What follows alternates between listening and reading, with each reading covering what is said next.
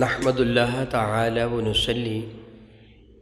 ونسلم علی رسولہ المجتبی وعلی آلہ وصحبہ وبارک وسلم دائما ابدا اما بعد اعوذ باللہ من الشیطان الرجیم بسم اللہ الرحمن الرحیم وما اصابکم من مصیبت فبما کسبت ایدیکم ویعفو عن کثیر آمنت باللہ صدق اللہ مولانا العظیم قال اللہ تبارک و تعالی جل وعلا فی شان حبیبہ مخبرا و آمرا ان اللہ وملائکتہ یصلون علی النبی یا ایہا الذین آمنوا صلوا علیہ وسلموا تسلیما اللہم صلی وسلم وبارک علی سیدنا و مولانا و نبینا محمد نبی الامی الکریم وعلی آلہ و اصحابہ اجمعین الصلاة والسلام علیک یا سیدی یا رسول اللہ وعلی آلک و اصحابک یا سیدی یا حبیب اللہ الصلاة والسلام علیک یا سیدی یا رحمت للعالمین وعلی آلک و اصحابک یا سیدی یا سیدی یا سیدی یا شفیع المذنبین۔ بہت عزت و احترام کے لائق احباب گرامی قدر، جب آج ہم اپنا اور اپنے ارد گرد کا جائزہ لیتے ہیں، ماحول کو دیکھتے ہیں، تو ہر طرف ہمیں پریشانی ہی پریشانی نظر آتی ہے۔ انفرادی طور پر، اجتماعی طور پر، گھر کی چھوٹی سلطنت سے لے کر ہر گھر ایک سلطنت ہوتا ہے، ہر گھر ایک سلطنت ہوتا ہے۔ میرا اللہ ارشاد فرماتا ہے الرجال قوامون علی النساء، مرد عورتوں پر حاکم ہیں، یعنی گھر کا سربراہ مرد ہوتا ہے۔ یہ ایک چھوٹی سی سلطنت ہے، یہ کئی چھوٹی چھوٹی سلطنتیں مل کر ایک گاؤں بنتا ہے، پھر گاؤں کا کوئی چودھری ہوتا ہے، کئی گاؤں مل کر پھر ایک تھانہ بنتا ہے، پھر اس کا تھانے دار ہوتا ہے، کئی تھانے مل کر پھر ایک تحصیل بنتی ہے، اس کا تحصیلدار ہوتا ہے۔ اللہ حاضر قیاس، یہ سلطنتیں بنتی بنتی پھر ایک ملک بن جاتا ہے۔ ہم اپنے گھر کی سلطنت سے لے کے بڑی سلطنت، اپنے ملک کی سلطنت تک سارے کے سارے لوگوں کو پریشان دیکھتے ہیں۔ کوئی بھی خوشحال ہمیں نظر نہیں آتا، جو خوشحال تھے وہ بھی بدحال، جو بدحال تھے وہ مزید بدحال۔ خودکشیاں ہو رہی ہیں، لڑائی جھگڑے ہو رہے ہیں، معاذ اللہ تعالیٰ دہشت گرد وہ اپنی دہشت گردی کر رہے ہیں، لوگوں کا جان مال برباد ہو رہا ہے، سکون تباہ و برباد ہو کے رہ گیا۔ آخر اس کا سبب کیا ہے؟ جب تک کسی بھی بیماری کا پتہ نہ چلے، تشخیص نہ ہو، اس وقت تک علاج ممکن نہیں ہوا کرتا۔ علاج تب ہی ممکن ہوتا ہے جب بیماری کی صحیح تشخیص ہو جائے، پتہ چل جائے بیماری فلاں ہے، تو پھر علاج بھی آسانی کے ساتھ ہو جاتا ہے۔ بے وقوف انسان بعض اوقات غلط علاج کرتا ہے، دانا غلط علاج نہیں کرتا، وہ اس کے سبب کو تلاش کرتا ہے۔ میں اس کی سادہ سی مثال دے کے سمجھاتا ہوں۔ کسی شخص کو بخار ہو جائے، وہ اناڑی ڈاکٹر طبیب کے پاس جائے تو اس کے بخار کا علاج کرے گا۔ اگر وہ دانا طبیب یا ڈاکٹر ہے تو اس کے بخار کا علاج نہیں کرے گا، بلکہ اس سبب کا علاج کرے گا جس کی وجہ سے بخار ہوا۔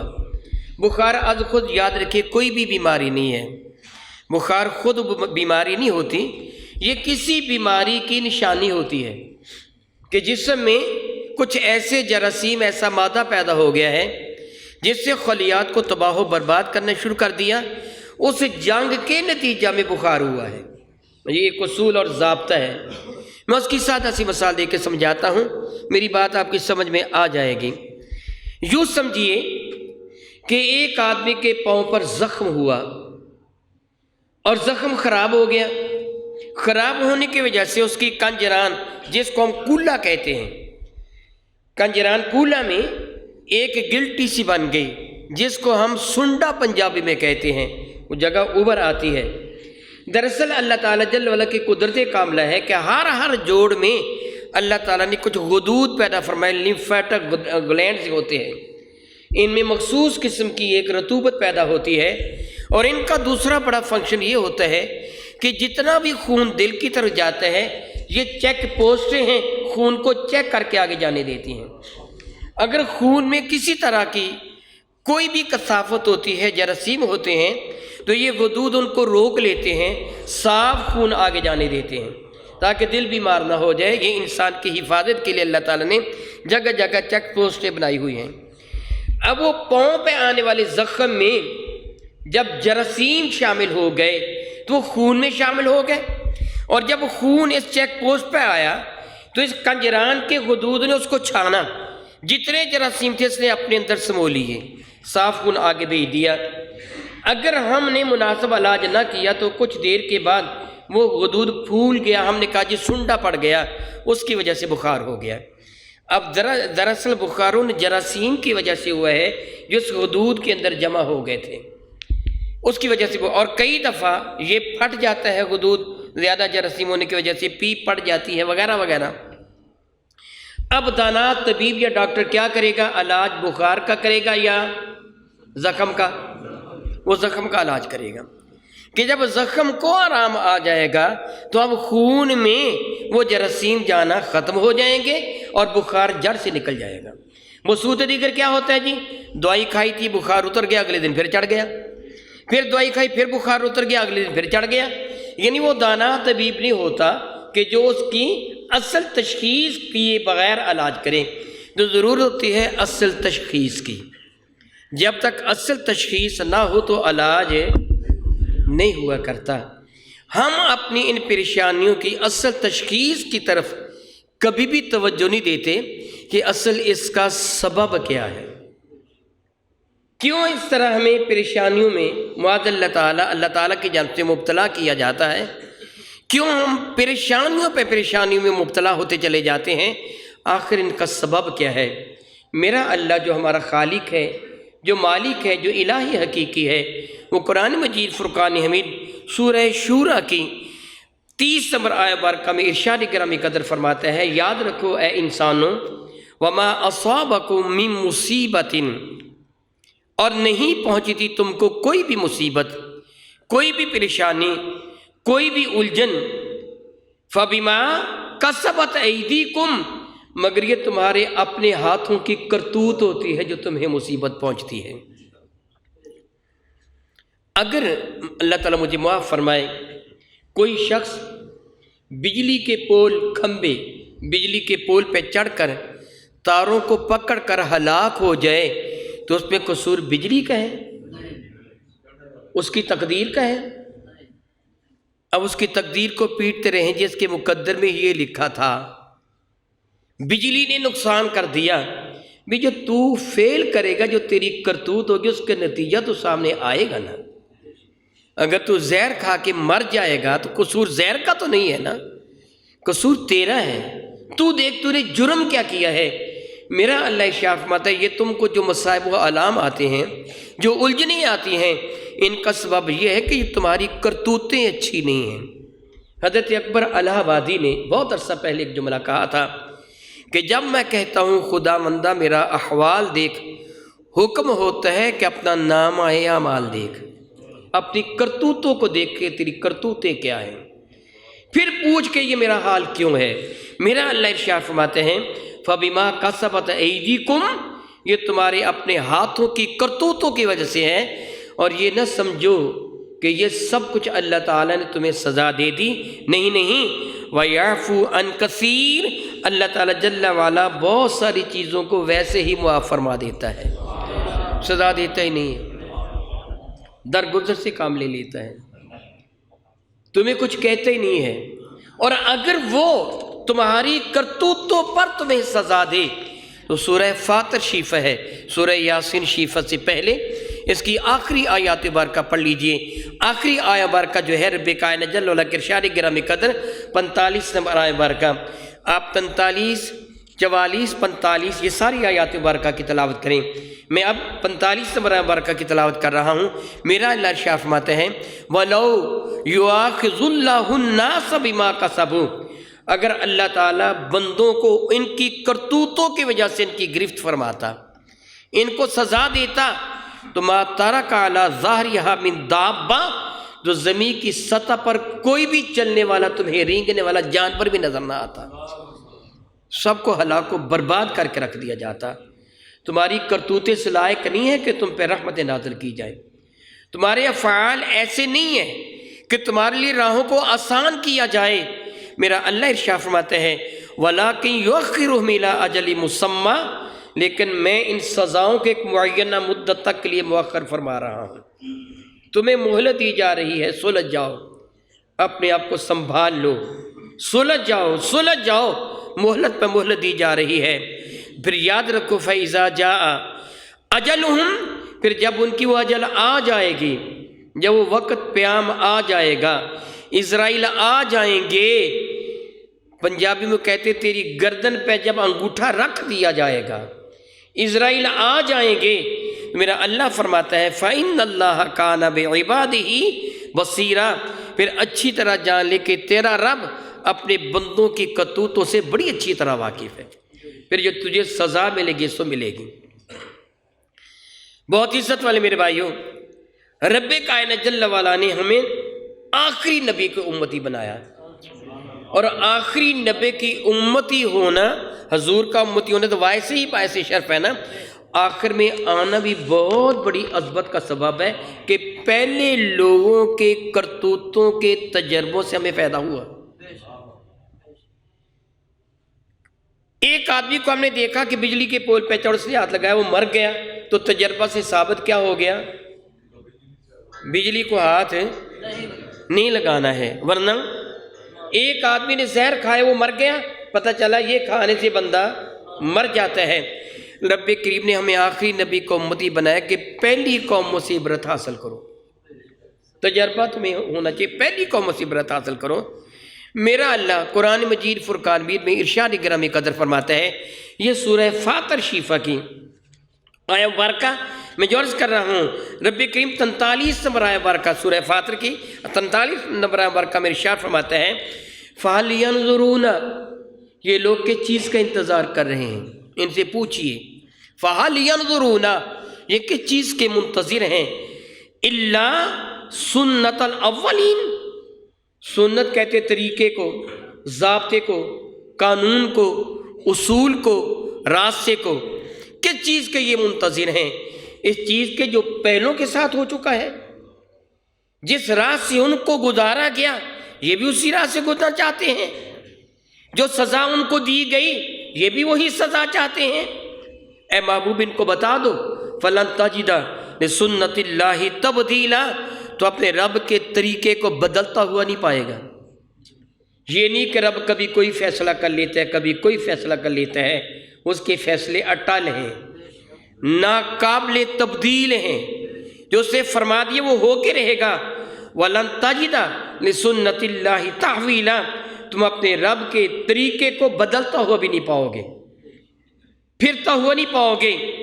اولم یسیروا فی الارض، اے محبوب ان سے پوچھئے اولم یسیروا فی الارض، کہ انہوں نے زمین میں گھوم پھر کر نہیں دیکھا، فینظروا، یہ دیکھتے کیف کان عاقبۃ الذین من قبلہم، جو ان سے پہلے لوگ گزر چکے ہیں ان کا انجام میں نے کیا کیا تھا، ان سے پوچھئے ذرا۔ قرآن مجید فرقان حمید نے ان لوگوں کا تذکرہ فرمایا۔ قوم شعیب، سورہ ہود شریفہ میں آپ اس کی تفصیلات کو زیادہ ڈیٹیل کے ساتھ پڑھیں گے، میں اختصار کے ساتھ عرض کروں گا۔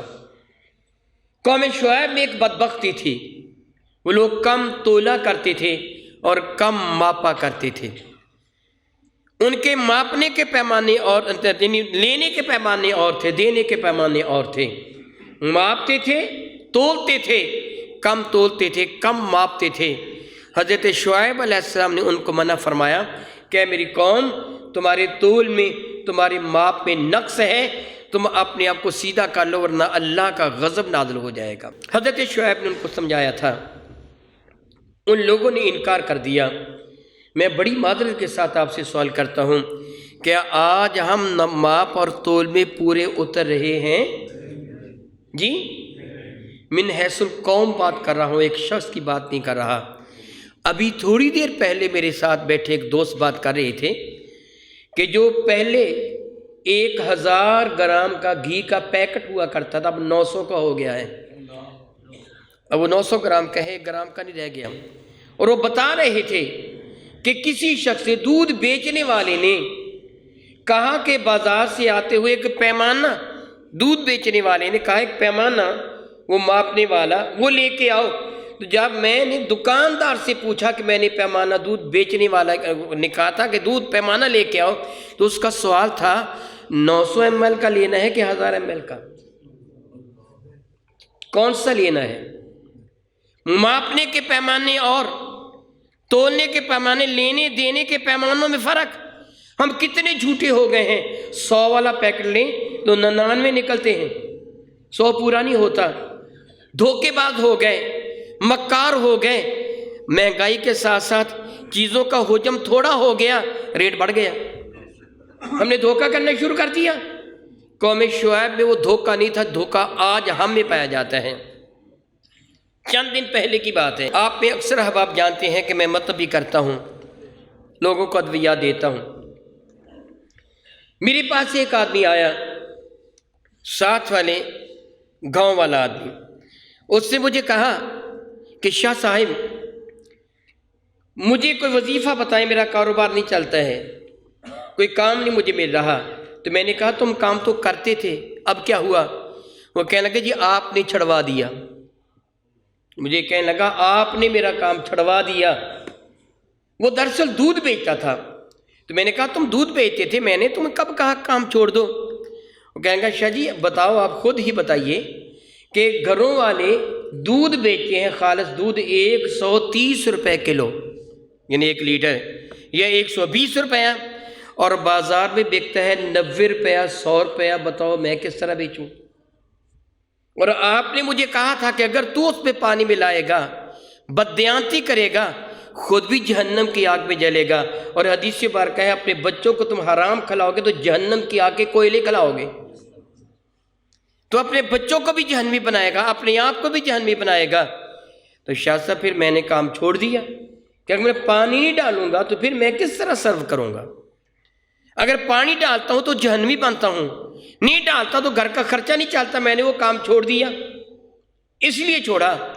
تو قریب ہی دوسرا بندہ بیٹھا تھا، میں اس سے پوچھنے لگا پھر یہ کس طرح بازار میں بکتا ہے؟ وہ 100 روپیہ یا 90 روپیہ یا 110 روپیہ گھروں والے اس ریٹ پہ دیتے ہیں۔ تو وہ شخص بھی دودھ کا کام کرتا تھا، بڑے پیمانے پہ کرتا ہے۔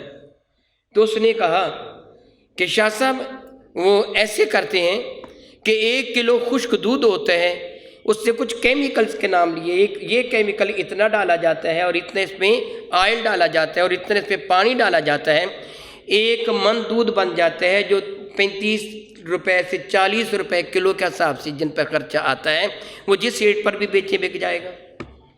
تو میں نے کہا پھر وہ دودھ پہچانا نہیں جاتا؟ کہنے لگا جی نہیں، اس پہ بالائی بھی آتی ہے، اس کا دہی بھی بنتا ہے، دیکھنے والے کو پتہ ہی نہیں چلتا کہ دودھ ہے کہ نہیں ہے، اور بازار میں اکثر وہی بکتا ہے۔ قوم شعیب تو ایسے نہیں کرتی تھی۔ یہاں میرے بھائی بیٹھے ہیں، ایک مرتبہ کا ذکر ہے کہ ان کو شہد کی دکان پر میں نے ان کو بھیجا، اور میں نام نہیں لیتا، بڑی مشہور شہد کی دکان ہے، اور کئی شہروں میں ان کے بڑے بڑے سٹور اور برانچز ہیں، سعودیہ میں بھی ان کے سٹور اور برانچز ہیں۔ اور ان کے پاس یہ لینے کے لیے گئے، 600 روپے کلو سے لے کر جی 1500 2500 روپے تک کلو۔ جی فرق اس میں کیا ہے؟ میں نے ان کو کہا تھا ان سے پوچھنا، مجھے پتہ چلا کہ وہ اشتہار لگاتے ہیں کہ آپ کو شوگر فری شہد بھی ملے گا۔ کیا وہ شہد کی مکھیوں کو انسولین کا انجیکشن لگاتے ہیں شوگر فری شہد بنانے کے لیے؟ اور بھائی نے پوچھا کہ میں نے سنا کہ آپ شوگر فری شہد بھی بیچتے ہیں۔ ہاں جی، وہ ذرا مہنگا ہوتا ہے، یعنی جو سکرین ڈال کر ہم بناتے وہ شوگر فری ہوتا ہے، جو دوسرا بناتے وہ دوسرا ہوتا ہے۔ کس قدر بددیانتی روج کو پہنچی۔ میں بتا رہا تھا قوم شعیب کی بات، ان میں تو صرف یہ نقصہ تھا، وہ کم تولتے تھے، کم ماپتے تھے۔ ہم تو ہر قدم پر دغا کرتے ہیں، دھوکہ کرتے ہیں، فریب کرتے ہیں، چور بازاری کرتے ہیں، رشوت لیتے اس کو حق کہتے ہیں۔ شعیب علیہ السلام نے ان کو منع کیا کہ کم تولنا، کم ماپنا بند کر دو ورنہ اللہ تعالیٰ کا عذاب آ جائے گا۔ اس قوم نے بند نہیں کیا، انہوں نے شعیب علیہ السلام کا مذاق اڑایا کہ تیری نماز، تیری عبادت تجھے یہ حکم دیتی ہے کہ تو ہمیں منع کر، کم تولنے سے، کم ماپنے سے، یہ ہمارا کاروبار ہے، ہم جس طرح چاہیں کریں، تو کون ہوتا ہے ہمیں روکنے والا؟ حضرت شعیب علیہ السلام نے ان کو بڑا سمجھایا، مگر نہ سمجھے، متفقات کا علاقہ تھا۔ پروردگار عالم جل وعلا نے ان پر امساک باران فرما دیا، بارش کو اللہ تعالیٰ نے روک دیا، ایک عرصہ تک بارش ان سے رکی رہی۔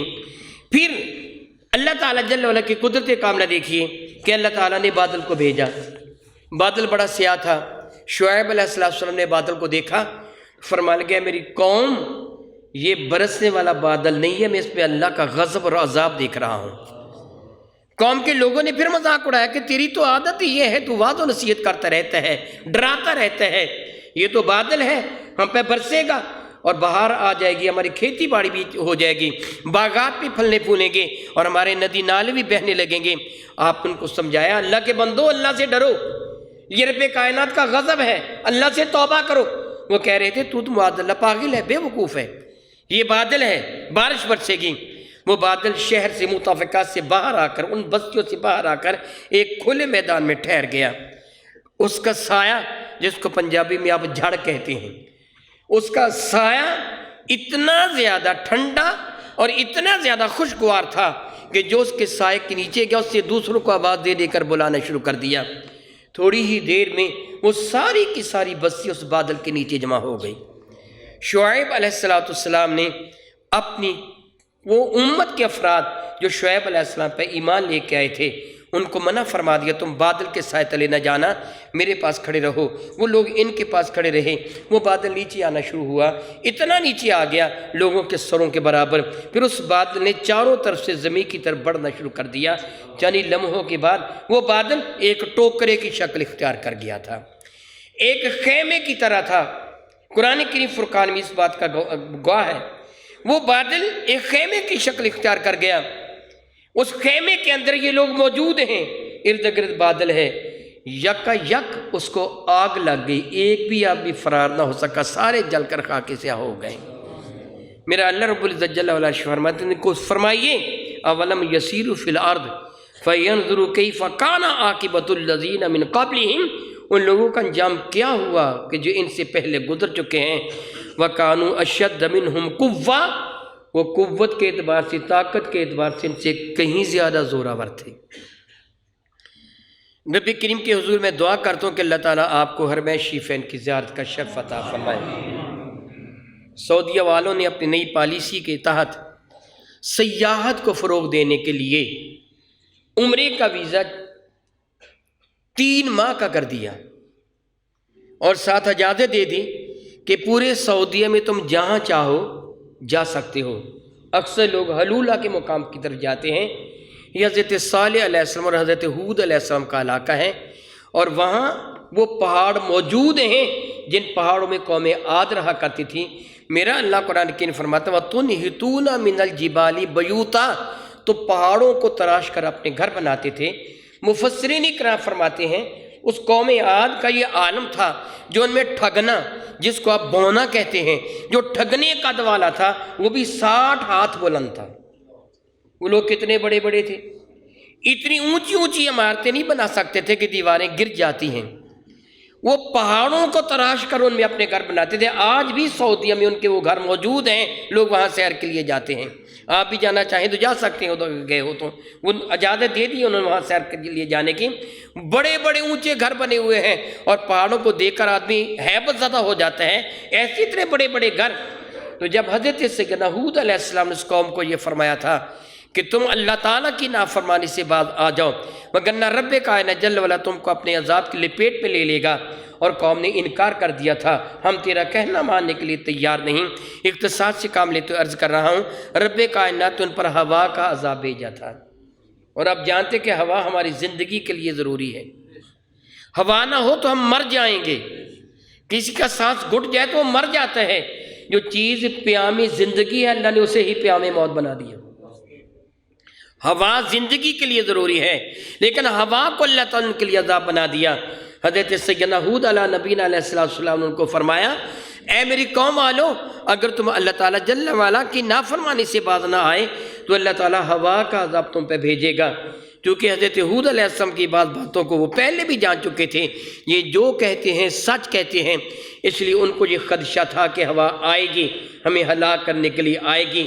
ان لوگوں نے اپنے بیوی بچوں کو، دو ڈنگروں کو 3 پہاڑوں کے درمیان جو وادی تھی اس پہ جمع کر دیا۔ ادھر بھی پہاڑ ہے، ادھر بھی پہاڑ ہے، سامنے بھی پہاڑ ہے، درمیان میں انہوں نے اپنے بیوی بچوں کو، اپنے 2 ڈنگروں کو جمع کر دیا، اور جو جانب خالی تھی اس جانب ایک دوسرے کے بازو میں بازو ڈھال کر یوں جم کے بیٹھ گئے اور کہہ رہے تھے، اے ہود، ہوا اس پہاڑ کو تو اپنی جگہ سے ہلا سکتی ہے، ہمیں ہماری جگہ سے نہیں ہلا سکتی۔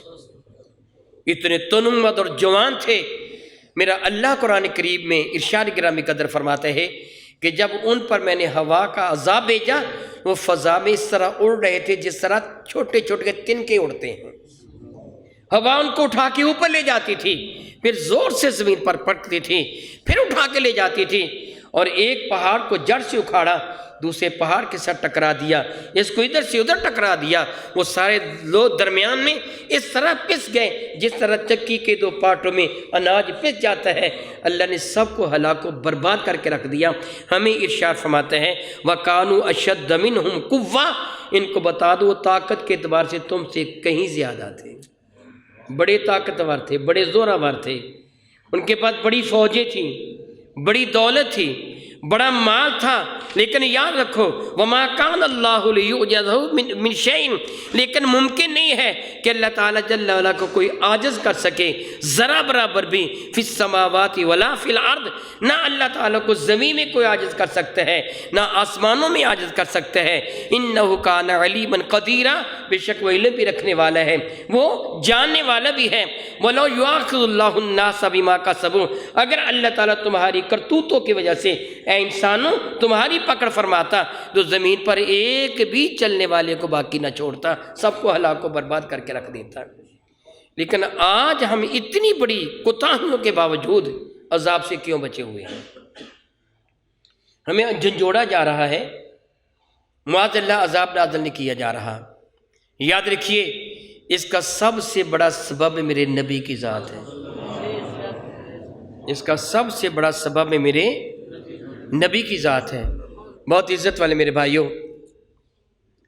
یاد رکھیے مجھے اللہ کی عزت کی قسم، اگر میرے کریم آقا کا صدقہ نہ ہوتا تو ہمارے چہرے بگڑ چکے ہوتے، ہم پہ پتھر نازل ہو چکے ہوتے، ہم تباہ و برباد ہو چکے ہوتے۔ عاد بن وائل، نضر بن حارث اور اس کے دوسرے غنڈے ساتھی کافر سین حرم میں لوگوں کو جمع کر کے اکٹھے ہوئے اور لوگوں کے سامنے معاذ اللہ تعالیٰ ثم معاذ اللہ تعالیٰ اپنی جعلی عزت کی حفاظت کی خاطر کچھ جملے کہے اور میرے نبی کی شان میں گستاخی بکی اور کہنے لگے کہ آج ہم اپنے آپ کو قربانی کا بکرا بنا کے پیش کرتے ہیں، دیکھنا یہ ہے کہ یہ نبی سچا ہے یا ہم سچے ہیں، یعنی کافر سچے ہیں یا اللہ کا نبی سچا ہے۔ لوگ اکٹھے ہو گئے کہ آج کیا ہوگا دیکھتے ہیں، کہنے لگے دونوں میں سے آج ایک ہلاک ہو جائے گا، فیصلہ ہو جانا چاہیے۔ لوگ اکٹھے ہو گئے، سین حرم سارا بھر گیا، نضر بن حارث، عاد بن وائل اور اس کے دوسرے ساتھیوں نے حرم کعبہ کے پردے کو پکڑا اور پکڑ کر اللہ تعالیٰ جل وعلا سے ایک دعا کی۔ لیکن اس سے پہلے میں آپ کو ایک مثال دے کے سمجھاؤں گا۔ آپ نے کسی سے 10,000 روپیہ لینا ہو، اس نے آپ سے 10,000 روپیہ قرضہ مانگا اور آپ نے 10,000 روپیہ اسے قرضہ دے دیا، وہ لے کے چلا گیا۔ چند دن کے بعد آپ نے اسے کہا کہ بھائی میرے پیسے واپس کر، تیرا وعدہ تھا کہ میں ہفتے کے بعد واپس کر دوں گا، تو مہینہ ہو گیا ہے، واپس کر۔ اس سے کہا جناب میں نے تو پیسے آپ کو واپس کر دیے تھے، حالانکہ پیسے واپس نہیں کیے تھے، پیسے واپس ہیں، لیکن اس نے کیا کہا پیسے واپس آپ کو کر دیے؟ آپ نے کہا نہیں، پیسے واپس نہیں کیے، اس نے کہا جی میں نے پیسے واپس کر دیے۔ آپ نے کہا یار نہیں واپس کیے تو کب کہتا ہے پیسہ؟ جی میں نے پیسے واپس کر دیے۔ دونوں میں بحث و تمیز ہوئی۔ آپ نے اسے کہا کیا تم قسم اٹھاتے ہو واپس کر دے؟ کہنے لگا چل میں مسجد میں۔ اب جمعے کا دن تھا، ہزاروں کی تعداد میں لوگ بیٹھے تھے، ان سب کے سامنے اس بندے نے کھڑے ہو کر سر پر قرآن پاک رکھ کے کہا مجھے اللہ کی قسم میں نے اس کی رقم اس کو واپس کر دی ہے، حالانکہ رقم واپس نہیں کی تھی۔ اس نے کہا اگر میں نے رقم واپس نہ کی ہو تو مجھ پہ اللہ کا غضب نازل ہو جائے، اللہ کا قہر نازل ہو جائے، میں تباہ ہو جاؤں، میری بیوی میرے بچے مر جائیں، میرے گھر پر اللہ آگ برسا دے۔ میں نے اس کو پیسے واپس کیے ہیں، یہ بندہ جھوٹا ہے، میں سچا ہوں۔ میں آپ کو اللہ کی قسم دے کے سوال کروں گا، آپ کس کو سچا سمجھیں گے؟ قرآن کریم اٹھانے والے کو؟ کہیں گے نا یہ بندہ سچا ہے، یہ بندہ سچا ہے، حالانکہ وہ سچا نہیں تھا۔ جھوٹے کو آپ سچا کہیں گے، سچے کو جھوٹا کہیں گے۔ کہیں گے اتنی بڑی قسم اٹھا لی اس نے، اب تو یہ ہے ہی سچا۔ اگر سچا نہ ہوتا تو اپنے بیوی بچوں کی ہلاکت کی یہ قسم کیوں اٹھاتا؟ اپنی تباہی و بربادی کی قسم کیوں اٹھاتا؟ اب اس تناظر میں سمجھیے، یہ کافر عاص بن وائل، نضر بن حارث اور دوسرے یہ گنڈے نے حرم کعبہ کا پردہ پکڑا۔ قرآن کریم گواہی دیتا ہے، اور انہوں نے رب کائنات کے حضور عرض کیا ان کان ھذا الحق من عندک، اے اللہ اگر یہ تیرا سچا نبی ہے، میرے نبی کی جان میں اشارہ کیا، حضور وہاں موجود نہیں تھے، حضور اپنے کاشانہ مقدس میں تھے، اگر وہ نبی سچا ہے، اگر یہ قرآن سچا ہے، تو نے واقعی یہ نبی بنا کے بھیجا ہے، واقعی یہ قرآن بھیجا ہے اور جبریل کے تو نے بھیجا ہے، ہم جھوٹے ہیں تو فَأَمْطِرْ عَلَيْنَا حِجَارَةً مِّنَ السَّمَاءِ، مولا آسمان سے ہم پر پتھروں کی بارش نازل کر دے، اَوِئْتِنَا بِعَذَابٍ عَلِيمٍ، یا کسی دردناک عذاب سے ہمیں دو چار کر دے۔ یہ انہوں نے کس کے خلاف؟ معاذ اللہ تعالیٰ سے معاذ اللہ تعالیٰ بات کی تھی میرے نبی کے خلاف اور قرآن کریم کے خلاف، کہ اگر یہ سچا ہے تو ہمیں تباہ کر دے، اگر ہم سچے ہیں تو تباہ نہ کر۔ اب کیا ہونا چاہیے تھا؟ میں آپ سے سوال کروں، کیا ہونا چاہیے تھا؟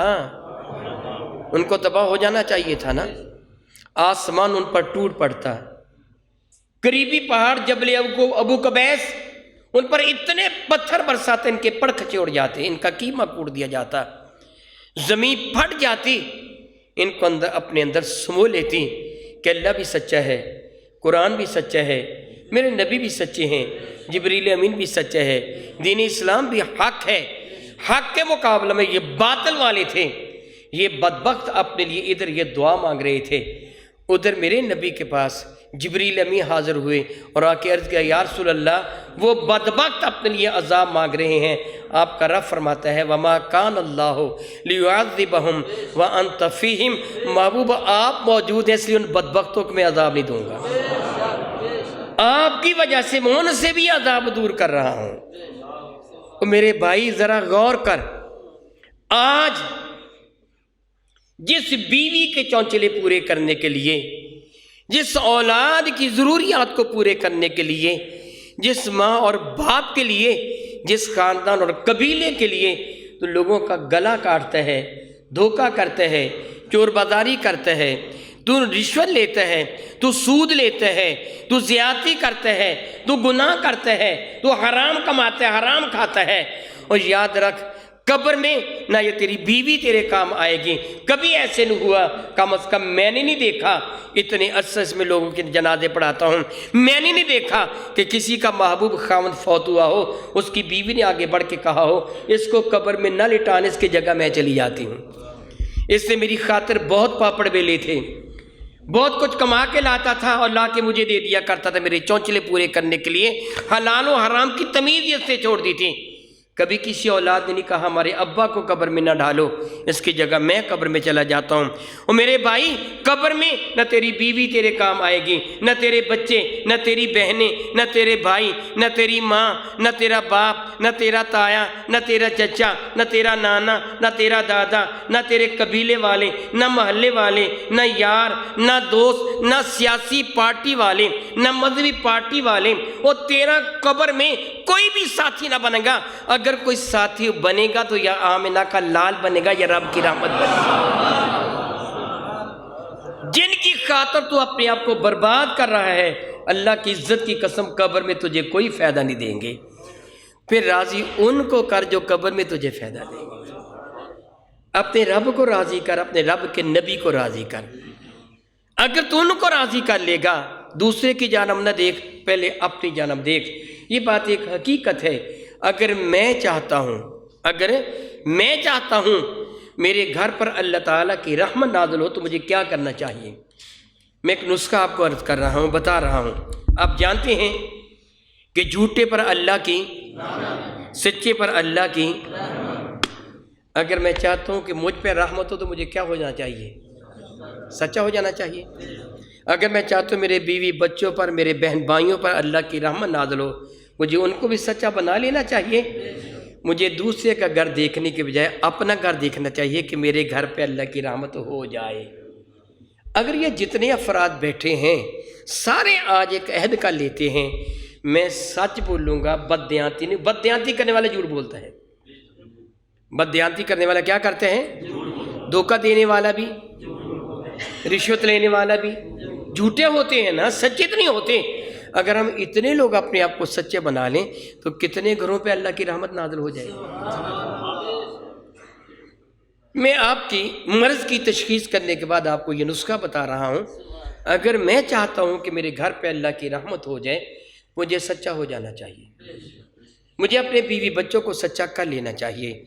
میں نہایت ہی افسوسناک حقیقت عرض کر رہا ہوں، ٹیلی فون کی گھنٹی بجتی ہے، ابا جی اپنے بیٹے کو کہتے ہیں بیٹے ٹیلی فون اٹھا، اس کو بتا دے کہ وہ گھر نہیں ہے۔